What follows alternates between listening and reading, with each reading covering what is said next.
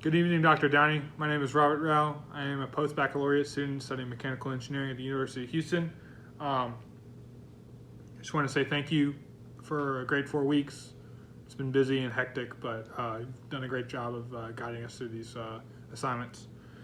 This is my presentation on sustainable construction materials, and I encourage you to check out my recommendation report if you get the chance, if you're interested in recycling concrete or 3D printing material. All right, let's get into it. So basically the main problem that I discussed was recycling concrete versus 3D printing. Like, which would be the better use of material, which is like the better process, which is, the more cost-effective thing and being sustainable in construction. The reason I chose this topic was because I really love the idea of going into construction upon graduation, and I've also, in my own personal life, I've been taking strides in trying to be more sustainable. So I think it'd be cool to bring some of these sustainable practices into the workforce, if I get the job after graduation. And it was also just a particularly interesting topic to discuss. And I like my friend here. All right, so the first topic we are going to talk about is recycling concrete. So the process is as follows. It is taking an old material that exists in the world. It is like not an old material, old concrete, and breaking it down using some really heavy and expensive technology, and then sorting it into its rawest form and trying to get as much impurity out that concrete can have, and then making something new from that raw material. So one of the pros of using this process is you use these old materials, and that's just sitting in landfills or is being stripped from buildings, and is taken from the building or from the landfill and taken straight into this process, and creates something new. The other thing is it prevents it from ever going to the landfill, and which is great because our landfills are overflowing, and it is creating a serious issue and a global climate issue that needs to be addressed in many different ways. Some of the cons with recycling concrete is that it does require some really expensive and really heavy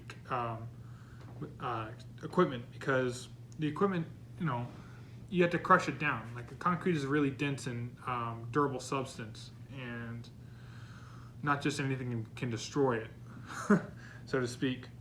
And then, as well as using that equipment also requires a heavy amount of energy and time, which not everybody and not every construction company has to offer.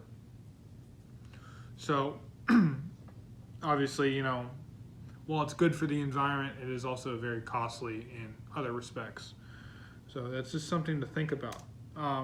Here I have included a figure of the construction process, and it's pretty self-explanatory, so I'm not really going to discuss it too much, but it's pretty interesting if you're interested in this particular topic.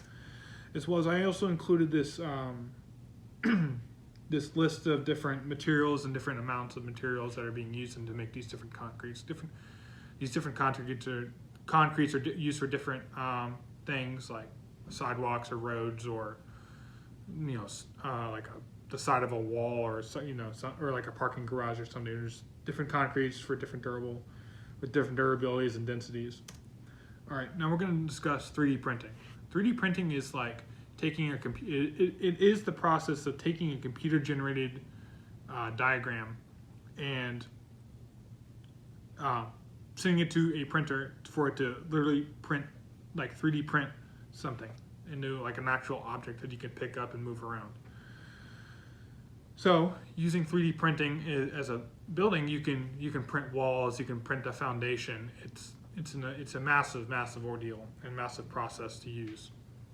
I looked at a few different reports and articles about 3D printing buildings, and one of them discussed them printing basically a building the size of like a Starbucks or a McDonald's or something like that. And they were able to print that building. I have the dimensions here. It was 6 meters tall, 36 meters long, and 12 meters wide, which is, I don't know if you know the metric system, but it's about the size of like like I said earlier, like a McDonald's or a Starbucks or something. And they were able to print all those materials to assemble that building in 17 days and then assemble that into a fully functional building in 3 months. So that leads right into one of my pros, that it saves a ton of time and it saves a lot of manpower. These printers are able to do this all you have to do is send the plan or the document to this printer and it just goes about it. As long as it has the material in the feeder, in the printer itself, then it is able to make the materials without any human intervention. So that's a significant step forward than our previous processes. But some of the cons, that it's only really good for mass producing these buildings, and buildings of the same size. It's pretty difficult to make these plans and make them as unique as some construction companies or some people that want these buildings to look unique and make them stand out. And the 3D printers aren't able to do some of the more specific requests that construction companies may have, or the people that are hiring these construction companies may have. And also the technology isn't fully realized yet. It's still in development. They're still making massive strides in the technology to make it better and to improve it and optimize it. And I mean, I think probably in the next decade we'll be in a much better place for 3D printing to be available to the general public, for the general construction company, the average construction company to use. So that's kind of where we are with the 3D printing. It's a revolutionary technology and could be a huge step in the construction industry, but it's not quite ready yet.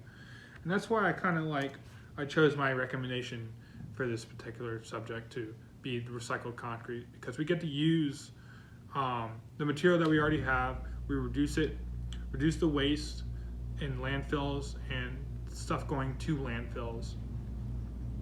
Yes, it is a huge time expense as well as energy expense, and it requires some very specific and heavy machinery that not every recycling center may have. But to me, it is worth the effort to do, because it reduces the waste, and it will hopefully reduce our carbon footprint. All right, so that's all I have for today. Dr. Yanni, my name is Robert Rau once again. Here's a list of my references. I said here that you can find most of the information I stated in my report, so I encourage you to check that out, as well as the 2 images that I pulled from the internet, and this is where my YouTube link will go. Hope you have a great day. Thank you again. Bye-bye.